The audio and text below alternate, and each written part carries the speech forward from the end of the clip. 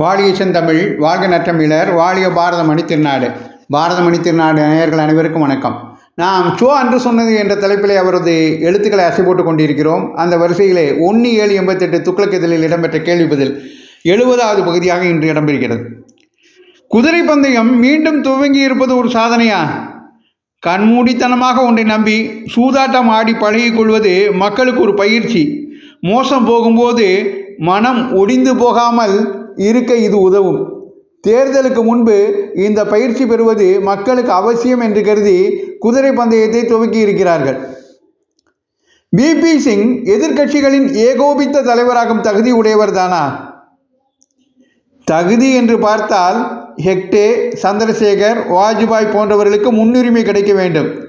ஆனால் இன்றைய சூழலில் பிபி சிங் முன்னால் நிற்கிறார் என்பதை மறுக்க முடியாது. பொன்விழா காணும் சென்னை வானொலியை பற்றி ஒரு வினோத பொருத்தம் தெரிகிறது. இவ்வருடம்தான் கருணாநிதி தன் பிறந்தநாள் விழாவை தன்னுடைய பொதுவாழ்வு பொன்விழாவாக கொண்டாடினார். ரேடியோவுக்கும் பொன்விழா. ரேடியோவுக்கும் சரி, கருணாநிதிக்கும் சரி, விளம்பரம்தான் ஆதாரம் என்பதிலும் ஒற்றுமை. 1975 டெலிவிஷன் வந்தது.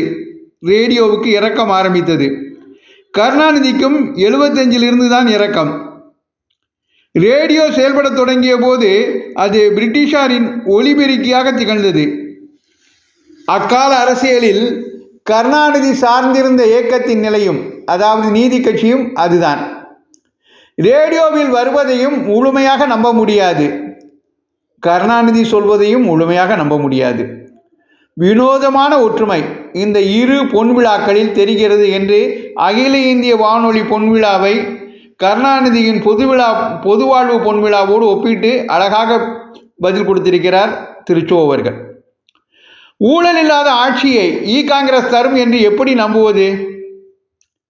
அப்படி நம்ப வேண்டிய கட்டாயம் என்ன இருக்கிறது? ஊழலற்ற ஆட்சியை எந்த கட்சியும் தரப்போவதில்லை.